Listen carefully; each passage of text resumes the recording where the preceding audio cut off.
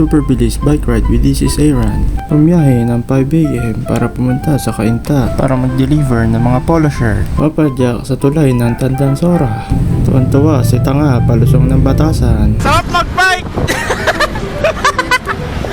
Palusong, masarap mag-bike. Nandito na kami sa Cainta.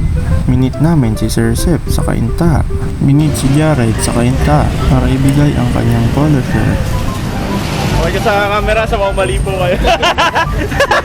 Invite kami ni Tat sa bahay nila para kumain. Vlog ba yan? Na-upload mo yan? Ano to? Wala pa. Hello guys! Naging vlog niya. Ikaw na! Ikaw na mag-video. Hihiwalay na si Sir Sep. Pabalik na kami ni Sir Des. Buko stop daw muna. You know, ulit. Thank you sir. Ako na ulit ng Batasan. Ngayon na lang ulit nakapadyak kaya laglag ang pawis pag ako ng Batasan. Laglag ang buko. Dito ko natatapusin ang vlog. Maraming salamat sa panonood. This is Aaron. Ride safe, stay safe.